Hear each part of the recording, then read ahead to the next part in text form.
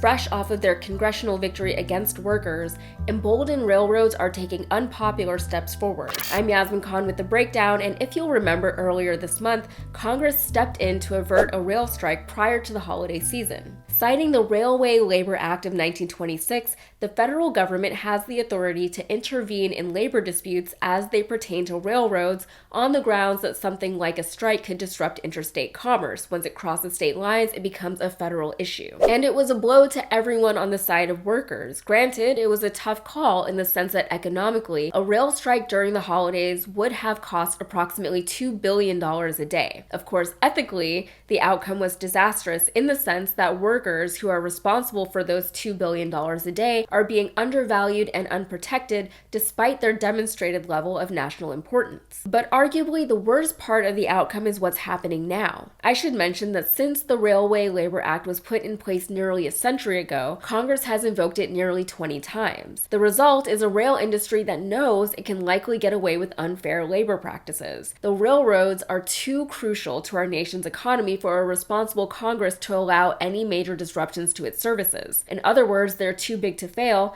and they're getting bigger. Despite the Biden administration touting an antitrust platform, at least where it pertains to big tech, two major railroads are currently working towards a merger. Opponents of the merger between Canadian Pacific and Kansas City Southern warn that the merger would lead to less efficient service and higher prices, both of which have already contributed to higher rates of inflation during the pandemic. Now, in business classes, you'll often hear about economies of scale, which is basically what happens when a company grows to a size where its business operations become more efficient than when it was smaller. This can be achieved through things like better access to supply chains and trade routes, better partnerships, bulk pricing, etc. In other words, the bigger a company can grow, the better. But what's happening with the railroads shows that at some point, bigger isn't better. Critics of the merger cited an example from July 2021 when Union Pacific suspended container freight service between its West Coast ports and its terminal in Chicago. In a letter from the coalition of opponents, they say, quote, "At a time of soaring food prices,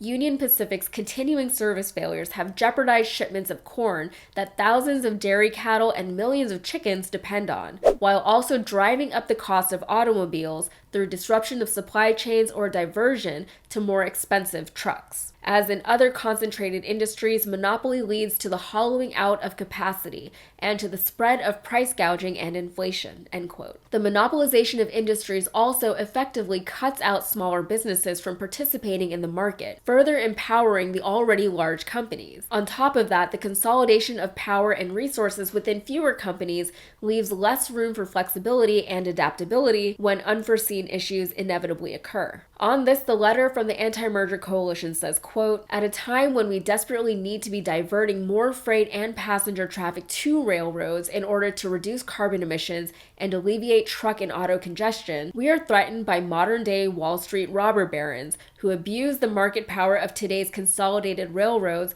to boost short-term profits through downsizing and degraded services." It goes on to say, "Far from approving more consolidation based on wishful-sounding and unlikely benefits, the board should focus on requiring existing railroads to live up to their obligations to the public as common carriers, including by insisting on non-discriminatory freight service to smaller shippers and communities, as well as open access to Amtrak and other passenger rail providers," end quote.